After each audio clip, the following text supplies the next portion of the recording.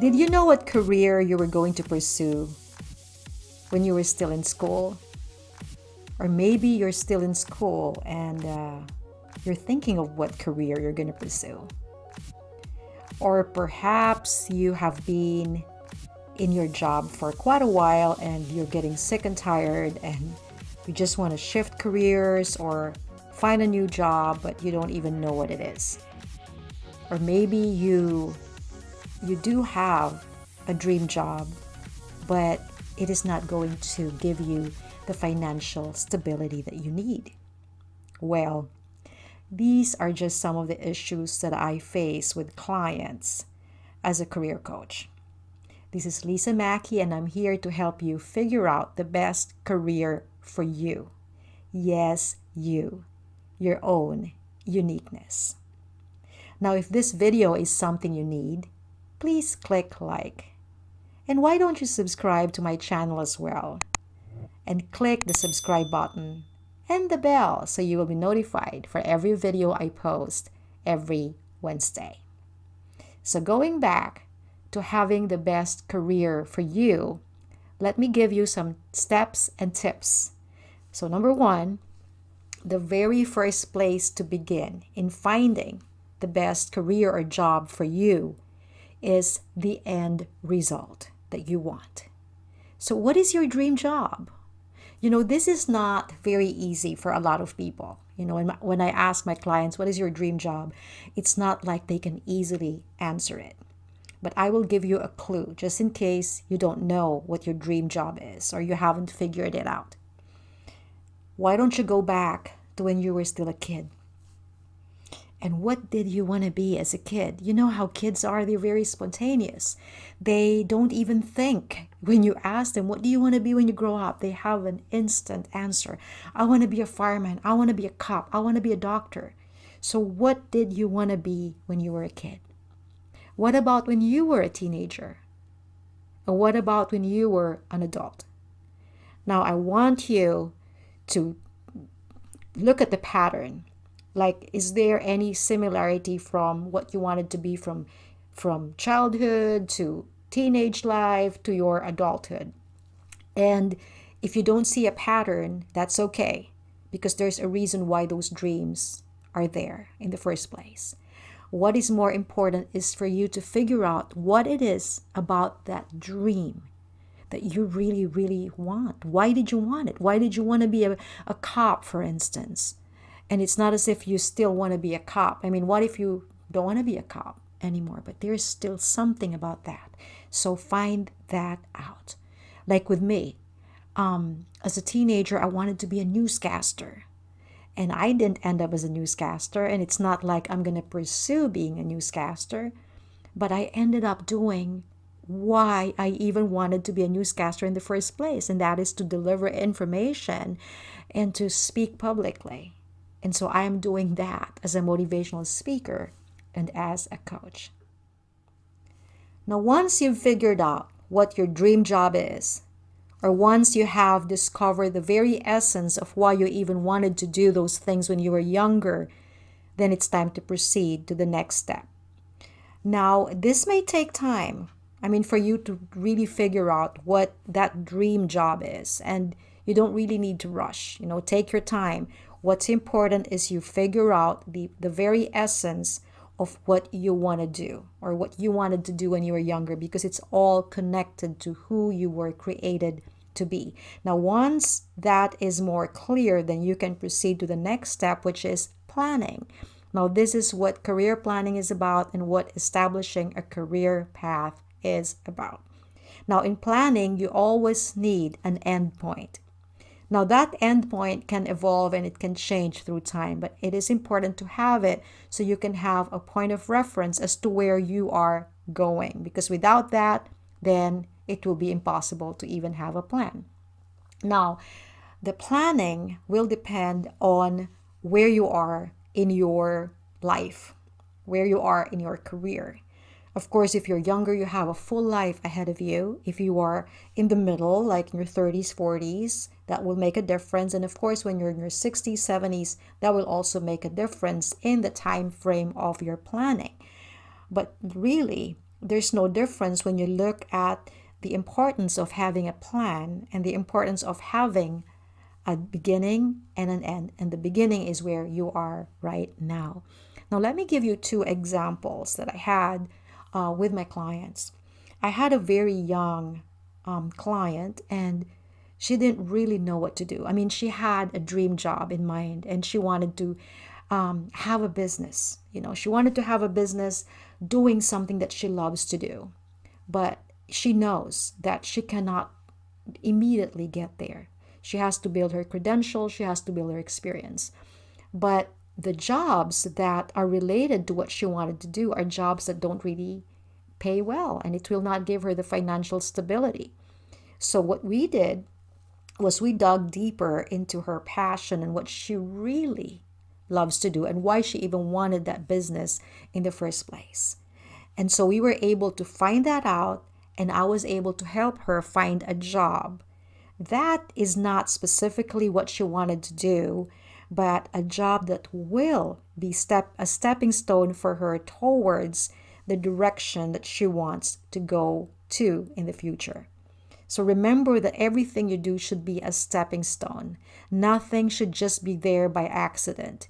So even if you cannot find that dream job or what is connected to that dream job, for instance, you wanna be a general manager or a CEO someday in a manufacturing company, and what if you have a specific company in mind and you cannot find a job that suits that specific desire that you have? So this is why the importance of finding the essence becomes very valuable, because it is the essence of what you want to do that will sustain you in whatever job. But it cannot just be whatever job. You have to understand that the jobs that you have will actually be on your resume. So you're here right now, and if you're gonna have different jobs from here to this point, are those jobs gonna look good on your resume when you're finally at this point? So everything has to be future or forward looking when it comes to planning for your career. Another client I had was he actually was already retired, and he didn't even have to go back to work, but he was getting bored. But the job that he wanted was actually a downgraded job, because he didn't want to be in the same position that he left when he retired, because not only does he feel older for it, but at the same time he didn't really need that kind of pressure and stress in his life. And so even with that, we had to plan a career path for him. Like, where do you start? How do you navigate, considering that you had a high position, like a top management position, and now you're just open to doing a rank and file job? So all these things need planning. And that's why I said it's important to know what the end result is. So it doesn't matter where you are, it doesn't matter what your age is.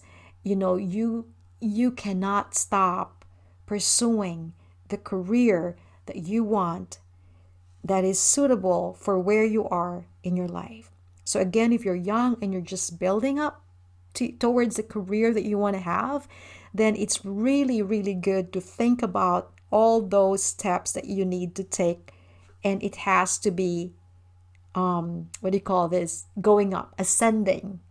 But then when you're already retired and you want to go back to the workplace, or you were retired but you want to go back, then that's different, because now you're not thinking of ascending, but you're kind of thinking of just either going down a little bit or just something that will tide you over so that you won't get bored. I've had clients in their 70s who actually found consulting jobs, and they were very, very much fulfilled with that. So that is the second step/tip.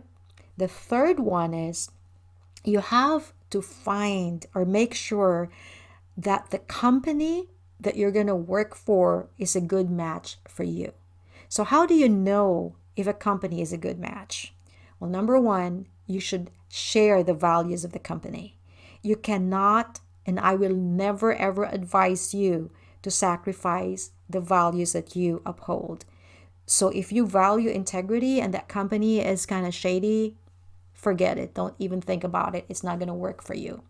So think about the values, research the company, go to their website, check their vision, mission, check the things about the company, check the philosophy of the company, and research, because that is very important for you to establish a match. And another thing that will determine if the company is a good match for you is the culture of the company. It's good to be around younger people when you are older, just because, like with me, when I'm with younger people, I feel younger.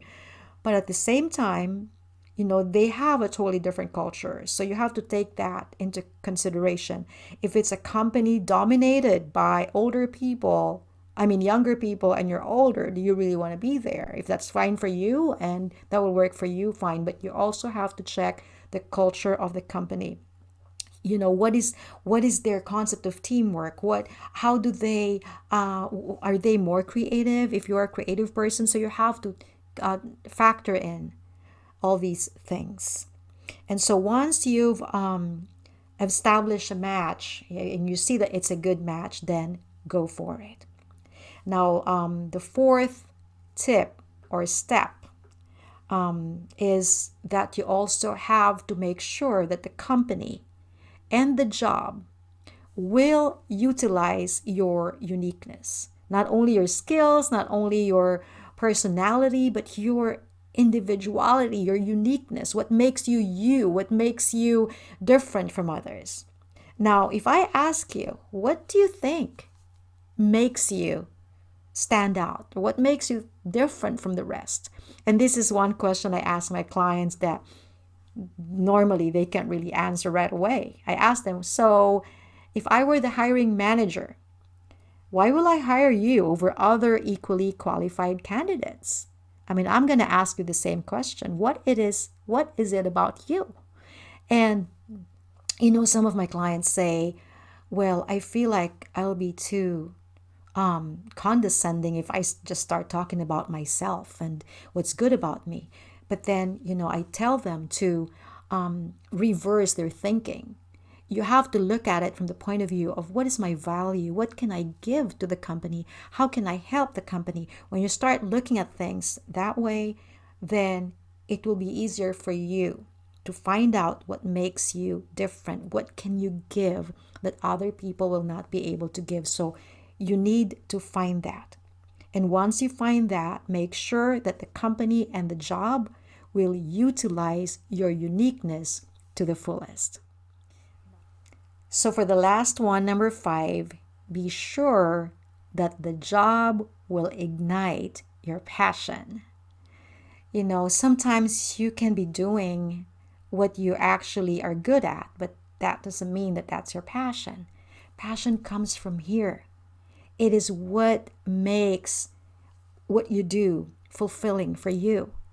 Like with me, just talking to you right now, what my passion comes from me being able to share with you my experiences, to share with you my knowledge. But more than that, it is seeing people change.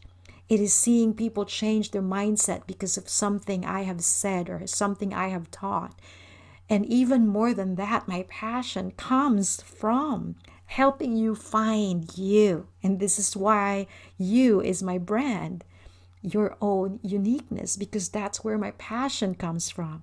I am very good in bringing out the you from you. And so in everything I do, this is where my passion comes from. And so you need to find that passion. And once you find that, make sure that the job that you are applying for and the job that you will be working in will utilize that passion or will ignite that passion more than ever, so that you will always be motivated no matter how difficult it gets. And even if it gets boring sometimes, because it's not exciting every day. Some days are boring, but because of that passion in you, you're still going to be so motivated. So find that, make sure that you have that. Now that I have shared with you 5 tips/steps on finding the best career for you, let me give you some reminders based on what I have discussed. Number one, never ever give up on your dreams. Your dreams are there for a reason. Number two, never work against your grain. You are created uniquely. If you work against that, you are not going to be happy. You're not going to be peaceful. You're not going to be successful, no matter how much money you have, because true success includes being peaceful and joyful. And number three, utilize everything around you to bring out the best of your uniqueness. So everything around you, use that to bring the you from you, not just be a better person, but be a better you based on your uniqueness. Now, I have more tips on career and even writing a resume on my blog, lisamaki.blog. Well, I will have a link on the video description. And I also recommend this book. I always recommend this book in my video, especially if what I'm talking about is in this book. But in this book will help you figure out what your purpose really is. So it will help you find out the essence of your dreams. I mean, it's even deeper than that, because you will be able to, figure out what your purpose is and incorporate that in your plans or your career path and your career planning. If this video has helped you in any way, please leave a comment below. I would love to hear your stories as well. Share with me any tips that you have applied for yourself in finding the career that is best for you, or any experience you've had. And feel free as well to make your suggestions, especially suggestions on what topics you would like me to cover. So again, remember that you were created for a purpose that only you can fulfill. You are uniquely made. You are special. And don't forget, again, to click the subscribe button and the bell so you will be notified of every video I post on Wednesdays. Thank you so much, and see you again next